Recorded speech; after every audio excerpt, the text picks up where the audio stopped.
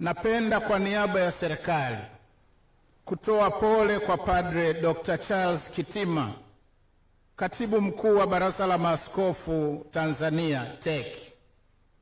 Lakini pia pole kwa baraza zima la maaskofu na kanisa kwa ujumla kufuatia tukio la kushambuliwa na kuumizwa vibaya wakati akiwa kwenye makazi yake.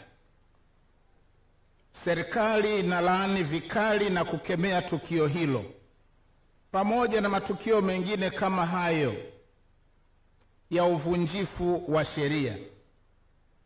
Na serikali imepokea kwa unyenyekevu rai iliyotolewa na kanisa kupitia kwa makamu rais wa TEC hapa.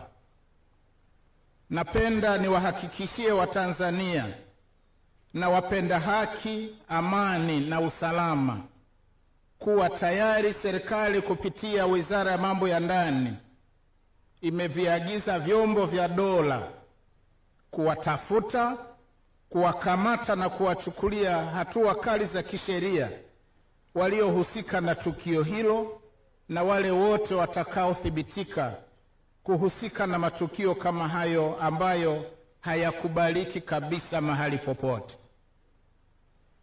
Nawaomba sana wahashamu maaskofu, waklero na wote walioumizwa na tukio hili baya kujikabidhi kwa Mungu pale tunapoumizwa na udhalimu, kama tunavyosoma katika waraka wa kwanza wa Petro sura ile ya 2 aya ya 19 ambayo inasema, maana huu ndio wema hasa, mtu akivumilia huzuni kwa kumkumbuka Mungu pale ateswapo isivyo haki.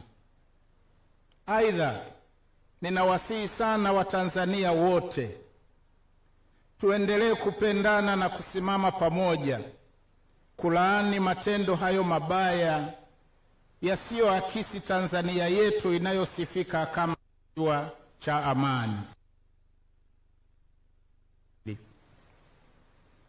Ni wito wa serikali kwa Watanzania wote kujitokeza kuhuisha taarifa zao katika daftari la kudumu